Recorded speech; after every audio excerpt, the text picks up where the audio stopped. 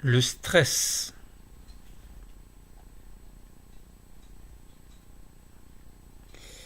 C'est quoi le stress?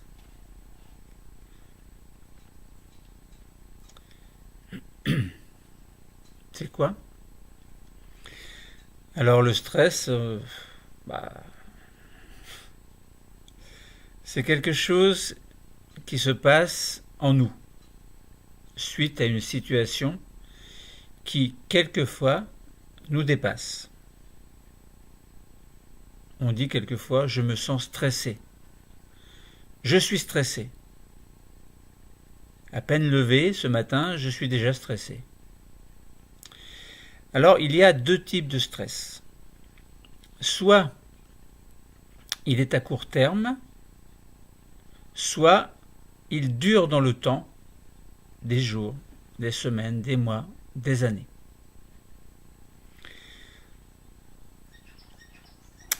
Donc on parle de stress chronique. On oppose donc le stress aigu au stress chronique. Alors opposition, c'est peut-être un grand mot, hein. Et aujourd'hui, nous allons parler de stress aigu. Mais nous n'allons pas donner dans ce cours-là l'origine profonde de ce stress aigu, c'est-à-dire le mécanisme en fait. On va dire que je ne parlerai pas aujourd'hui des mécanismes, mais je vais parler de manière globale concernant ce stress aigu. Les mécanismes, ce sera dans le cours suivant, qui sera, vous allez voir, en relation avec l'adrénaline, toujours dans le stress aigu, et un petit peu plus tard, je ferai encore un autre cours sur le stress chronique en abordant les problèmes liés au cortisol. Alors, tout ce que l'on a dans notre corps sert à quelque chose, globalement. Alors, pour parler du stress aigu, il faut parler de l'organisme, de notre organisme, et des agents stresseurs. Alors, il ne faut pas confondre le stress en lui-même, le stress aigu, et l'agent stresseur. En fait, c'est l'agent stresseur qui crée, à travers les réactions que nous allons mettre en place, un stress qui ne va pas durer dans le temps, qui peut durer quelques minutes, 1 heure, 2 heures ou un peu plus, mais ça ne dure pas de manière chronique. Ça veut dire qu'on va atteindre à un moment donné, au bout de très peu de temps, ce que l'on appelle la résilience, c'est-à-dire, on va dire, la guérison, on va dire, même si c'est pas vraiment une guérison. Mais en tout cas, l'état de stress aigu va disparaître assez rapidement avec la disparition de l'agent stresseur. Mais il va y avoir quelque chose qui peut ressembler à ce que l'on appelle du primitif, dont l'objectif serait de nous protéger nous-mêmes face à un danger. Par exemple, alors on prend un exemple tout simple, vous avancez, vous marchez, et brusquement c'est le vide.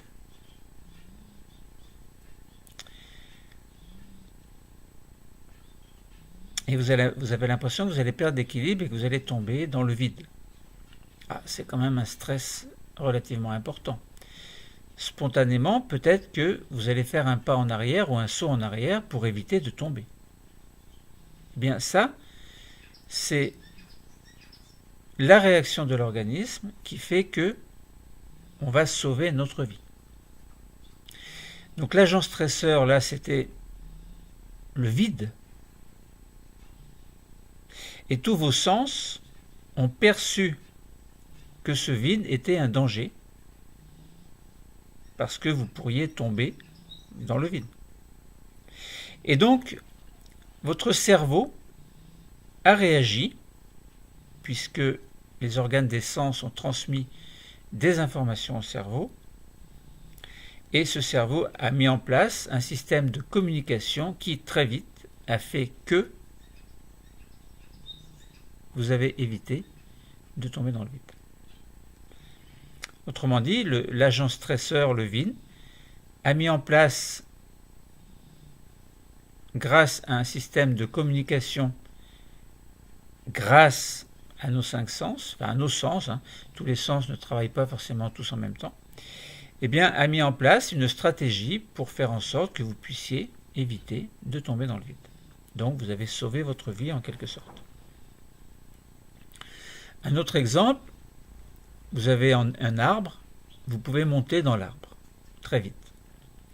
Imaginons que vous soyez à côté de cet arbre-là, vous vous promenez dans la savane, et brusquement, vous voyez apparaître une hyène qui a l'air bien décidée à vous attaquer. Donc l'agent stresseur, c'est la hyène. Vos yeux perçoivent la hyène et vos oreilles entendent la hyène. Donc un système de communication grâce à des messages nerveux sensitifs arrive au cerveau. Alors nous détaillerons les zones exactes dans un autre cours. Eh bien, ces informations arrivent au cerveau comme quoi il serait peut-être temps de sauter dans l'arbre pour éviter que la hyène vous mange.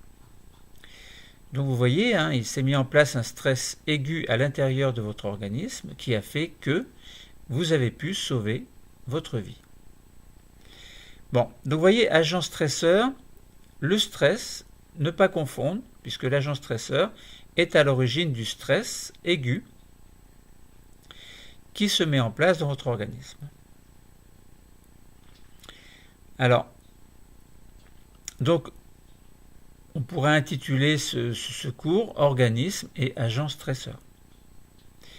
Comment faire face à un agent stresseur? Et sachant qu'il y a une grande diversité d'agents stresseurs.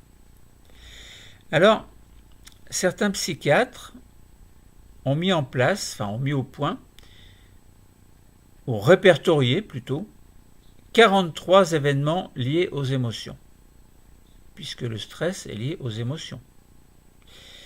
Puisque, évidemment, voir une hyène ou entendre une hyène arriver sur nous engendre une certaine émotion,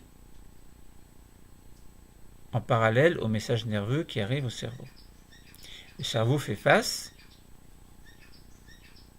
grâce à une stratégie que met en place ce système nerveux, en fait, pour faire en sorte qu'il y ait des réactions qui se passent, que les muscles puissent s'activer pour fuir le danger. Donc je vous disais que des psychiatres ont mis au point, ont répertorié plutôt, 43 événements liés aux émotions, donc 43 agents stresseurs, que je vais vous lire dans la deuxième partie de ce cours. Alors, ces chercheurs, ces psychiatres, ont attribué des valeurs de stress partant de 11 pour aller à 100. Sachant que 11, c'est un certain événement, un certain agent stresseur, qui aura une valeur sur cette échelle de 11 à 100 bien moins importante que la valeur de 100. La valeur de 100, donc, elle sera attribuée au décès d'un conjoint. Oui, je sais, c'est triste.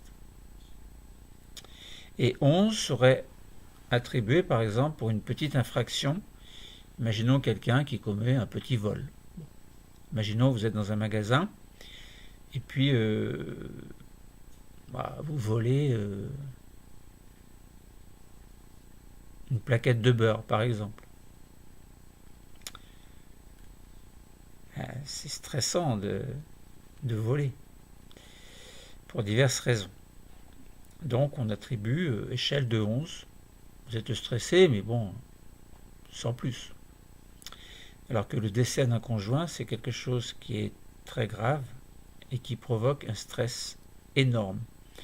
Et on a un stress aigu, mais ce stress aigu risque fort bien de se transformer en stress chronique.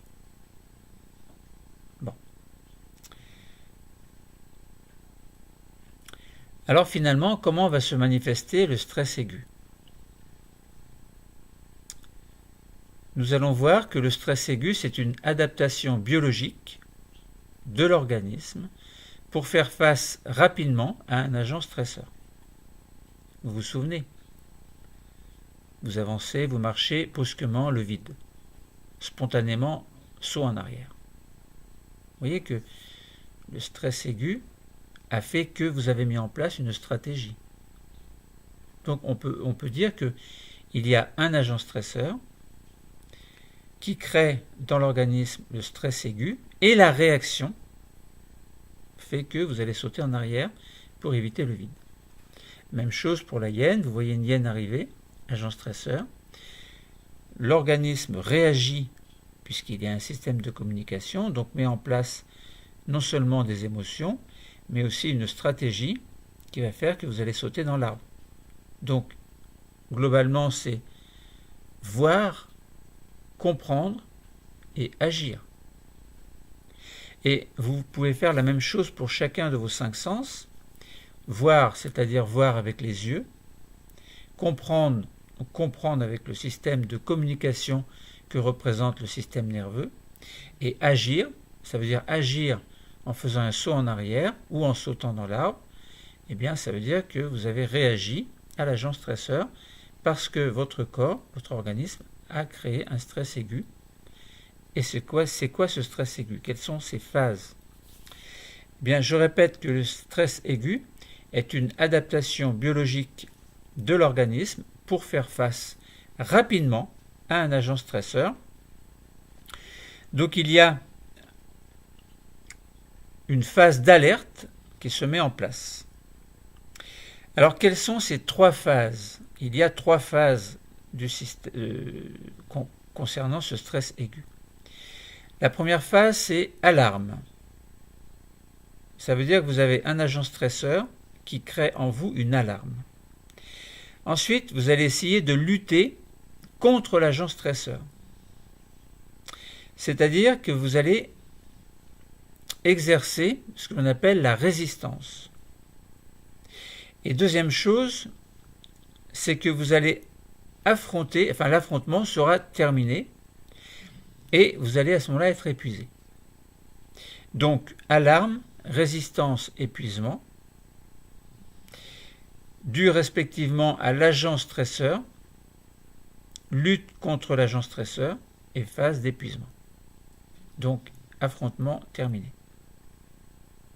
Alors, quand je vous dis dans la deuxième phase, quand je dis résistance et lutte contre l'agent stresseur, ça ne veut pas dire que vous allez combattre la hyène, ou ça ne veut pas dire que vous allez combattre le vide en sautant dedans, ou en restant à côté et en ayant toujours la sensation que vous allez tomber mais sans jamais rien faire.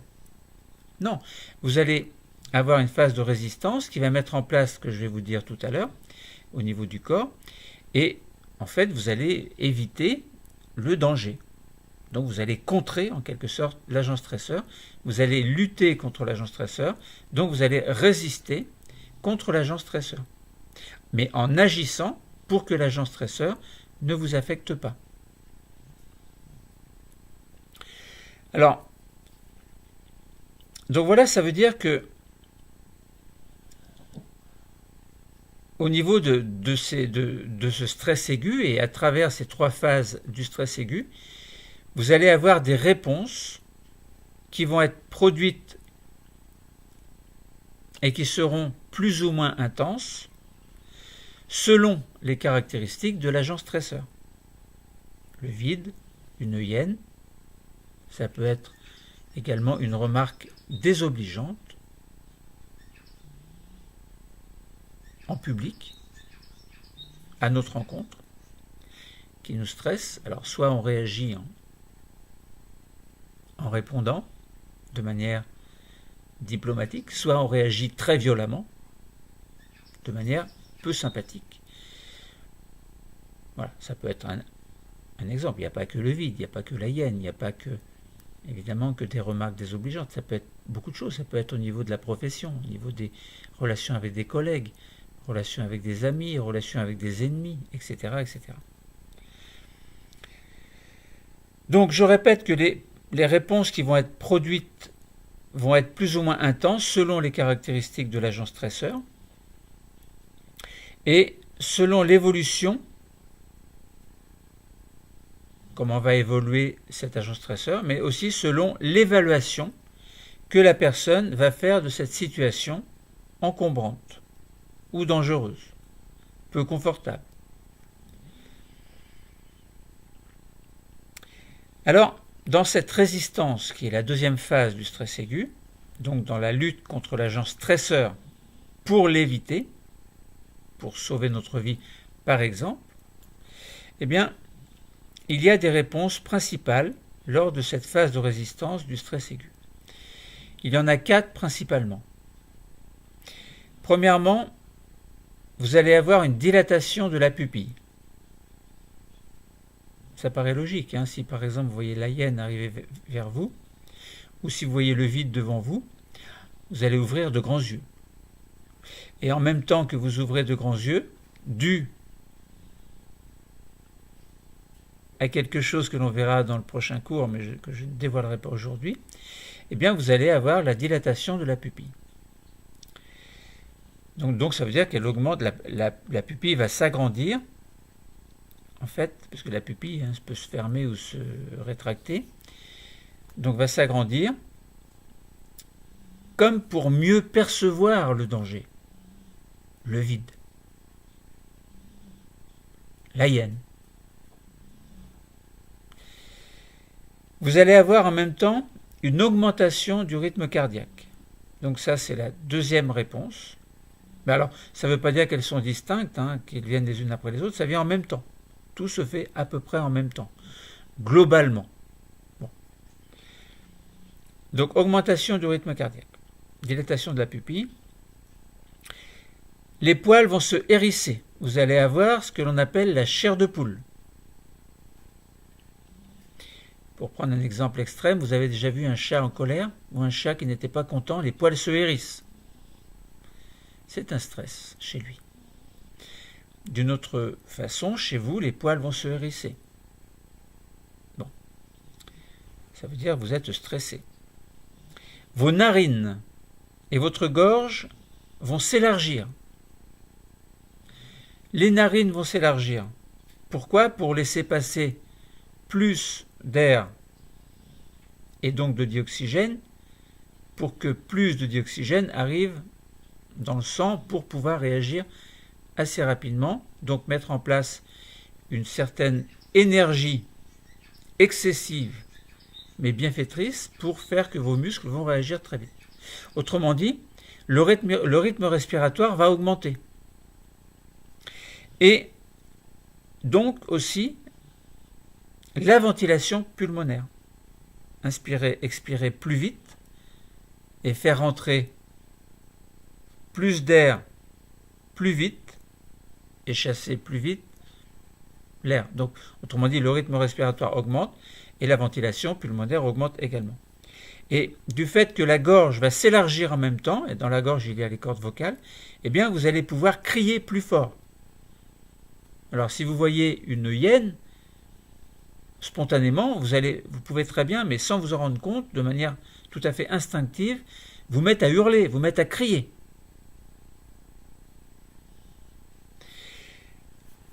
Donc voilà. Donc là, c'est crier, donc c'est une expression, c'est l'expression de la colère, de la peur, de tout ce que vous voulez.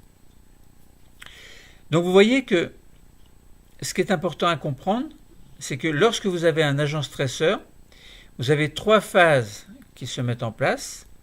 Une phase d'alarme, une phase de résistance et une phase d'épuisement. Et dans la phase de résistance, vous avez 4 principales réponses qui se mettent en place. La dilatation de la pupille, l'augmentation du rythme cardiaque, l'augmentation du rythme respiratoire et la chair de poule. Alors, quand je dis respiration du rythme respiratoire, la 4e phase était plutôt associée à la narine et gorge qui vont se dilater, qui vont s'élargir. Et en conséquence, plus ou moins en conséquence, le rythme respiratoire et la ventilation pulmonaire vont augmenter et on va se mettre à crier. Bon. Alors, il y a des causes,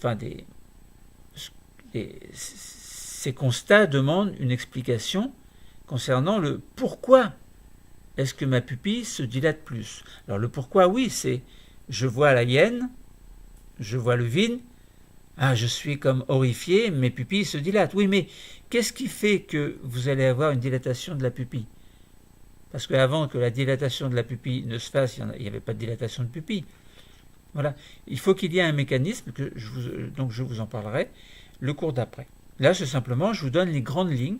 C'est-à-dire, ce qu'il faut comprendre, c'est que vous avez un agent stresseur et un stress aigu qui se met en place pour sauver votre vie. Par exemple, on prend un exemple. Mais le stress aigu ne met pas toujours la vie en danger. Ça peut être des petits stress sans importance. Tout à l'heure, je vous ai dit, je vous ai parlé d'une petite infraction, par exemple un petit vol un bol, vous allez voler, par exemple petit stress aigu qui a une valeur de 11 sur une échelle relative. Bon. Et décès d'un conjoint, une valeur de 100.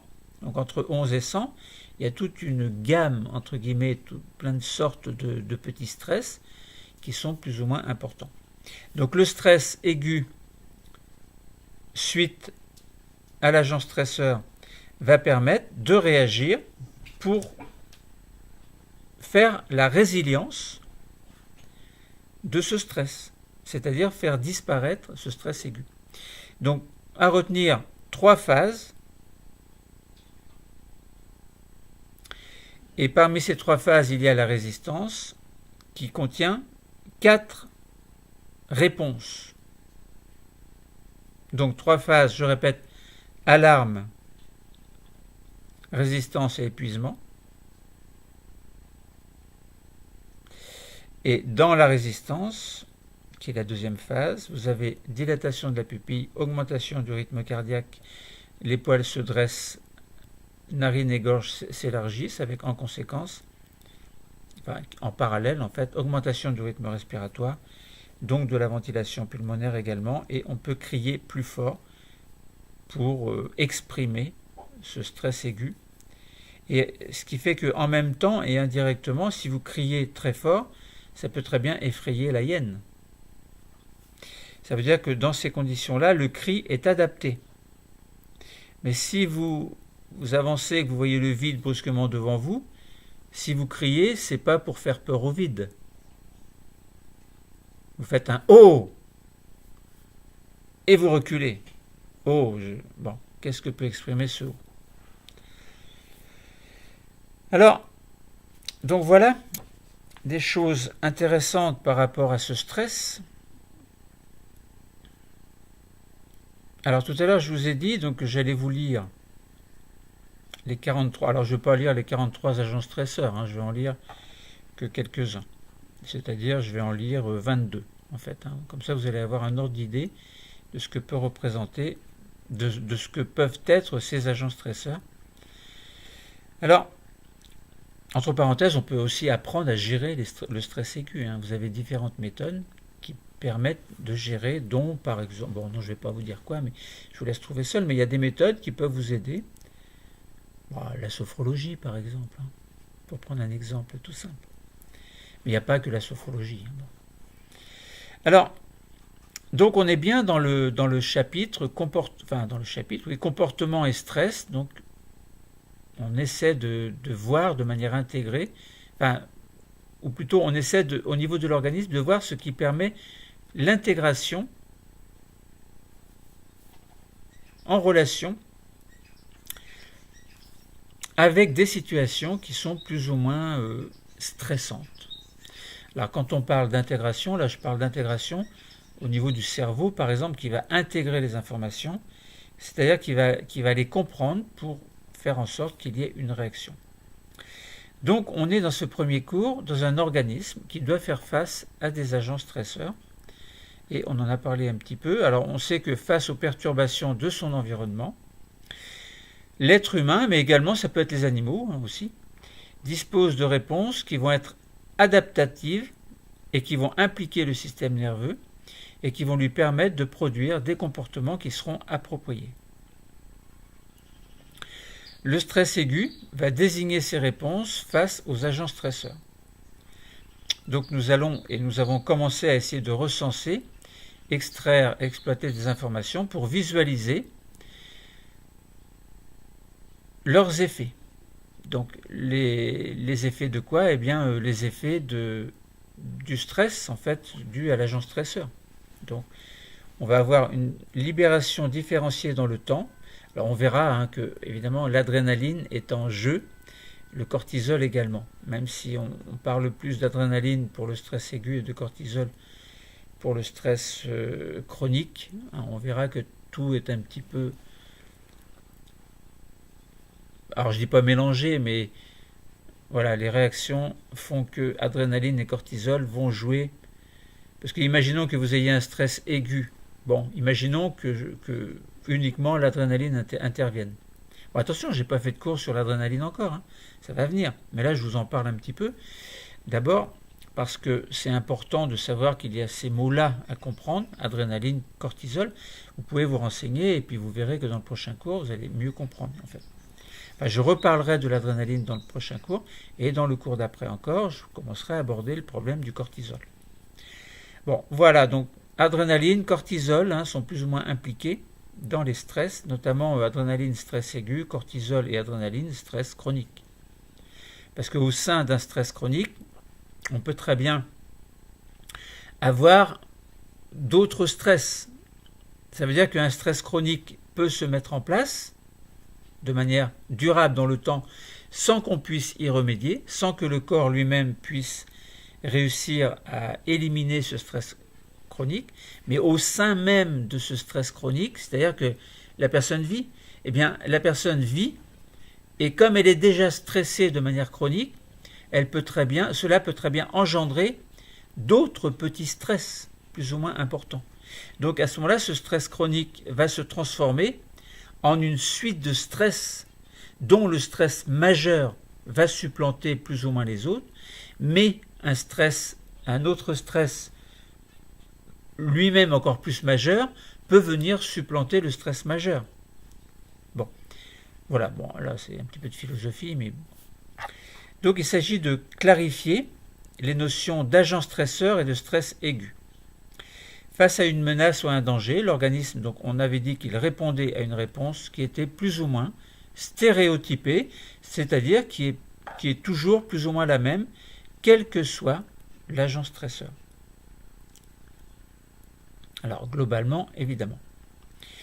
Donc il faut distinguer ce que l'on appelle l'agent stresseur et la réponse de l'organisme, donc qui, elle, correspond plutôt au stress, et dans ce cas-là, le stress aigu. Donc, des psychiatres, alors Holmes et Rahe, ont élaboré en 1967 une liste de 43 agents stresseurs du quotidien.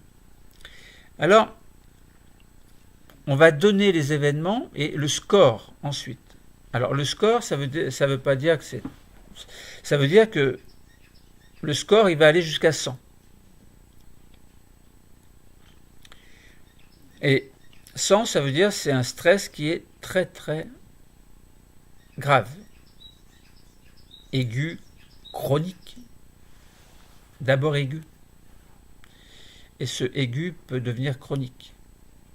Quand on apprend brusquement la mort d'un conjoint, c'est-à-dire de la personne avec qui on a partagé toute une vie, c'est terrible.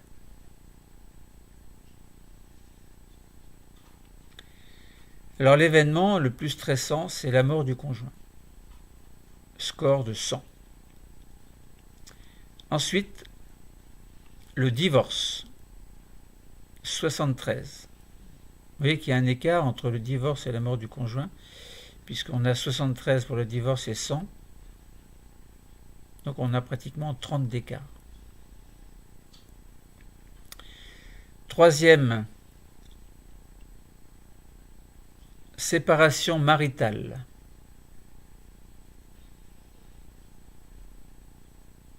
Alors, ne pas confondre séparation maritale et divorce. Et séparation maritale, 65. Ensuite, quatrième position, fin de détention en prison. C'est pas la prison, hein. C'est la fin de la détention en prison, score de 63. 63 également pour le décès d'un membre proche de la famille. Alors évidemment, là, ce sont des valeurs globales, parce que ça dépend de la personnalité de chacun. Bon, on peut très bien, le décès d'un membre proche de la famille peut très bien être de sang, même si la personne n'est pas le conjoint. 6e position, maladie ou accident professionnel, 53. 7e position, le mariage, 50. Essayez de deviner en même temps ce que je vais dire après. 8e position, un licenciement. Score de 47. 9e position, la mise à la retraite. Score de 45. Alors encore une fois, là, cette mise à la retraite est une transition entre le monde du travail et le monde du dernier tiers de la vie.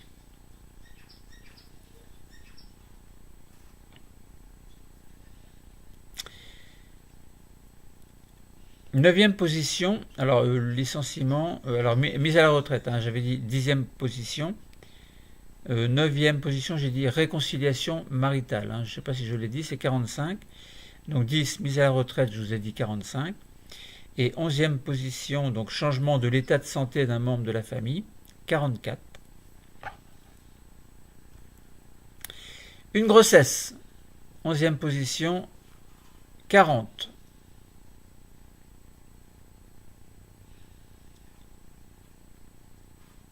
13e position, difficulté sexuelle, 39.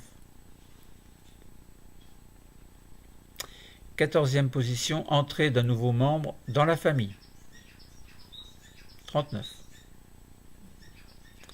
15e position, réaménagement professionnel, 39. 39 également, changement de statut financier.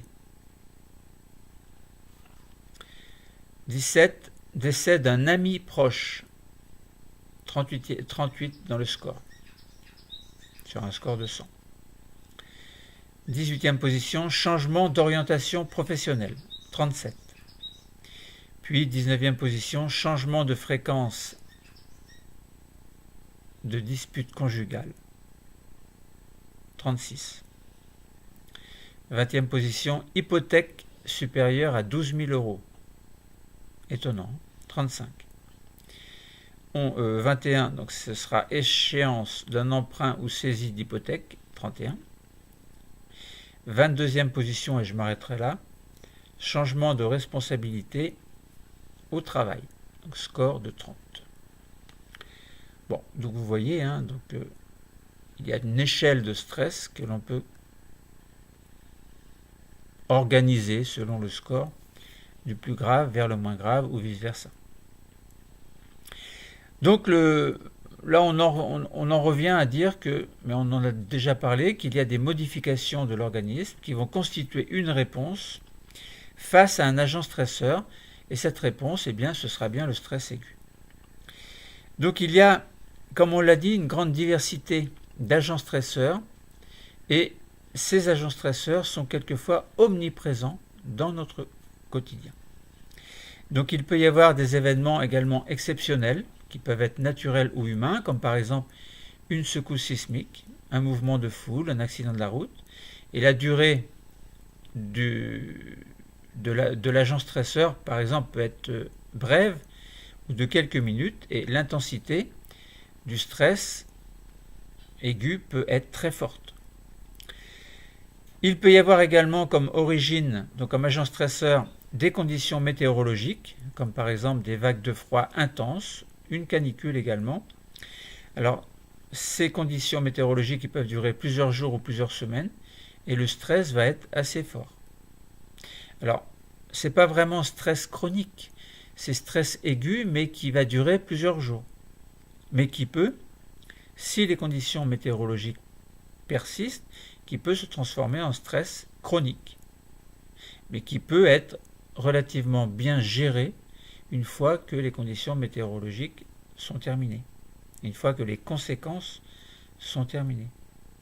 Alors évidemment, on peut très bien dire que le stress qui est aigu au départ se transforme un petit peu en stress chronique, puis disparaît, ou bien ce stress chronique peut s'amplifier selon ce que les conditions météorologiques ont provoqué.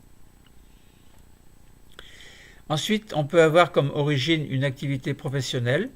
Alors ça peut être le surmenage, que l'on appelle le burn-out, mais également l'ennui au travail, que l'on oublie quelquefois, ce qui s'appelle le bore-out. B-O-R-E-out, O-U-T. Alors, cette activité professionnelle, donc de burn-out ou de bore-out, peut durer plusieurs mois ou plusieurs années. Et dans ces conditions-là, on comprend bien que le stress aigu va se transformer en stress chronique et que l'intensité de ce stress peut être très forte. En fait, quelqu'un qui entre en burn-out a un stress très fort. Et en bore-out, c'est pareil. Alors, bore-out, c'est peut-être moins commun que burn-out. Bon, je ne sais pas, je n'ai pas étudié les statistiques par rapport à ça. L'origine peut être psychologique aussi. Ça veut dire que, par exemple, ça peut être la prise de parole seule face à un auditoire. Bon.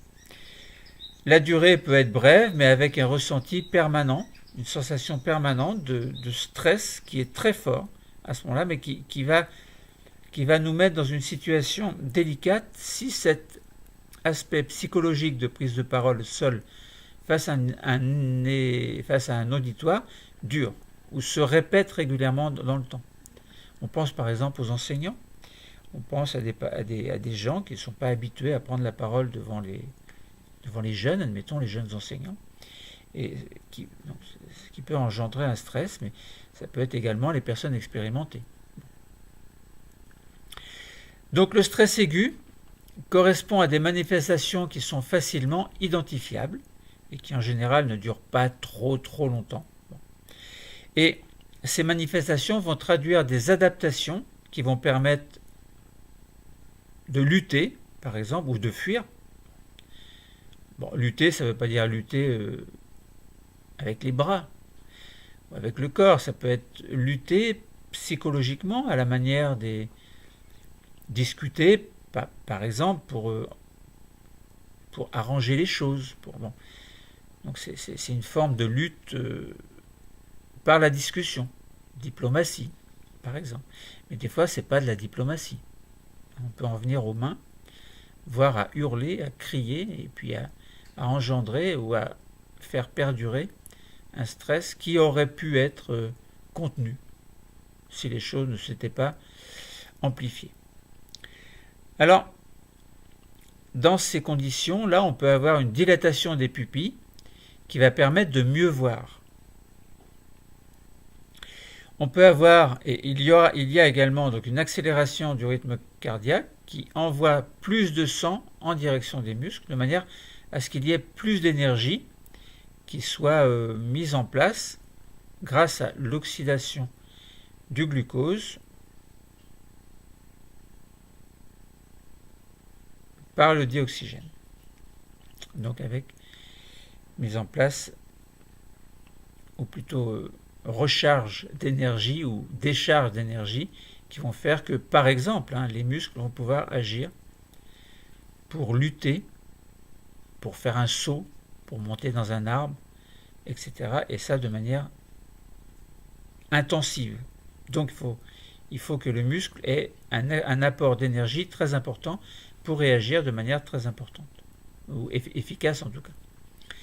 Il y a également donc une amplification de l'activité ventilatoire, donc de la respiration, inspiration-expiration, qui va permettre d'assurer la recharge complète du sang en dioxygène, mais également qui va permettre de crier. Donc ce qui sera nécessaire donc, à la fuite ou à la lutte, donc crier, alors nécessaire à la fuite ou à la lutte plus ou moins, mais surtout l'apport de davantage de dioxygène aux muscles. Comme je vous ai dit, il faut absolument que les muscles qui vont être mis à contribution, par exemple les jambes ou les bras, donc les jambes pour sauter, les bras pour s'accrocher dans un arbre s'il y a une hyène, pour reprendre notre exemple, eh bien ça veut dire qu'il il faut qu'il y ait beaucoup de glucose qui arrive au muscle, beaucoup d'oxygène qui arrive vite pour que l'oxydation du glucose se fasse. Et donc, la fabrication d'énergie se fasse également pour que le muscle puisse agir. Puisque les muscles ont besoin d'énergie lorsqu'ils se contractent. Donc, il peut y avoir également ce que l'on appelle une espèce d'horripilation qui permet d'emprisonner une couche d'air isolante. Donc de protéger le corps de possibles effets thermiques. Donc cette horripilation qui permet d'emprisonner une couche d'air isolante va pouvoir augmenter la sensibilité tactile également, ce qui va permettre de réagir plus efficacement à tout contact. Ça veut dire que la hyène, par exemple, vous touche un petit peu, tout de suite, vous êtes horripilé. Voilà, horripilation. Je ne sais pas si on dit horripilé, mais horripilation, donc voilà. Vous connaissez l'exemple du chat ou du hérisson qui redresse les poils et qui vont conférer à l'individu un aspect plus menaçant face à un agent stresseur. Donc, l'horripilation, donc je dis, c'est on emprisonne une couche d'air isolant qui permet de protéger le corps de possibles effets thermiques et ce qui va permettre d'augmenter la sensibilité tactile et qui va permettre de réagir beaucoup plus efficacement à tout contact. Ça veut dire que spontanément, la réaction est spontanée en fait. Voilà. Je vous prends l'exemple, un coup de couteau. Quelqu'un s'approche de vous et commence à vous toucher avec la pointe de son couteau. Le contact est immédiat, l'horripilation est immédiate, et à ce moment-là, vous allez réagir encore plus vite pour éviter, évidemment, que le couteau ne s'enfonce dans votre corps. Donc, toutes ces adaptations vont permettre de faire face ou de lutter efficacement contre tout agent stresseur. Et malgré tout, donc, du fait de leur absence de spécificité, elles ne sont pas infaillibles. Ça veut dire que vous avez 3 phases qui se mettent en place successivement. Dans la deuxième phase, vous avez 4 réponses possibles, mais comme la réaction est pratiquement toujours la même, quel que soit le danger, on peut très bien avoir une phase ou 4 réponses qui ne sont pas adaptées. Je prends l'exemple de vous arrivez devant le vide et imaginons que vous vous mettez à crier. Ça n'aura pas la même signification que si vous vous mettez à crier devant une hyène qui va vous attaquer. Ou si vous courez, vous faites un footing dans la forêt, par exemple. Il y a des promeneurs dans la forêt avec leurs chiens qui ont leurs chiens attachés aux laisses, mais pas mal de personnes laissent leurs chiens en liberté. Bon. Eh bien, quelquefois, un chien peut vous sauter dessus, peut vous menacer sans vous sauter dessus. Ça arrive assez souvent que des promeneurs se fassent agresser, pas forcément mordre, mais agresser par un chien. Ce que ne comprend pas le propriétaire du chien, c'est que pour lui, c'est le petit toutou qui est gentil et qui ne va pas mordre, mais pour la personne qui court ou qui est là dans la forêt, qui n'a pas de chien et qui voit ce chien arriver devant elle ou devant lui, eh bien cette personne n'est pas obligée de savoir que le chien n'est pas agressif. Bon. On a eu des cas de chiens qui étaient très agressifs. Donc ça, c'est une question de bon sens que chaque promeneur avec son chien devrait prendre en compte. Bon, on ne va pas rentrer dans le débat. Donc voilà, on a parlé de comportement et de stress, notamment aujourd'hui de stress aigu, et on a parlé notamment des réactions que l'organisme mettait en place face aux agents stresseurs. Bon, le prochain cours, on va parler de l'adrénaline, mais là je pense que vous avez bien compris concernant ce stress aigu. Il faut prendre de bonnes bases pour essayer de bien comprendre si vous êtes stressé dans la vie de tous les jours. Une suite de petits stress aigus. Eh bien, une façon de vous en sortir, c'est une façon de comprendre également les choses. Si vous comprenez ces choses, eh bien vous allez pouvoir mettre en place une stratégie raisonnée qui va faire que vous allez pouvoir moduler ces appréhensions de stress qui peuvent survenir dans la vie de tous les jours. Je comprends que ce n'est pas facile, mais au moins peut-être pourriez-vous essayer. En attendant, je vous invite à essayer de voir à travers ce stress aigu, de comprendre quel est le rôle de l'adrénaline. C'est le sujet que nous allons aborder dans le prochain cours, où nous allons parler du cerveau en tant que déclencheur d'alerte lors du stress aigu. Nous allons voir quoi? Et je m'arrêterai là. Eh bien, nous allons voir que la réponse de l'organisme sera d'abord très rapide, stress aigu très rapide. Nous allons voir que le système limbique est stimulé, en particulier les zones impliquées dans les émotions telles que l'amygdale. Cela a pour conséquence la libération d'adrénaline par la glande médullo-surrénale. L'adrénaline va provoquer une augmentation du rythme cardiaque, l'augmentation de la fréquence respiratoire et la libération de glucose dans le sang. Donc je vous invite à essayer d'interpréter certaines données de manière à préparer ce cours qui va venir. Donc interpréter certaines données d'imagerie médicale et d'électrophysiologie sur l'activité neuronale de certaines zones cérébrales en réponse à des agents stresseurs.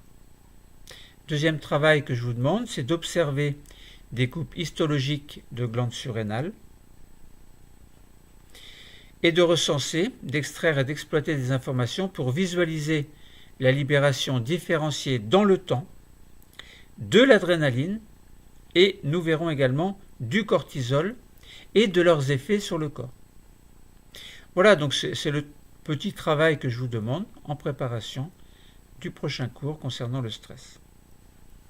N'oubliez pas que dans une autre vidéo, j'ai déjà fait le bilan de tout ce qui concerne le stress aigu et le stress chronique. Et que là, je détaille ce bilan sous forme de 8 cours à peu près qui vont se suivre. Le cours est terminé. Merci.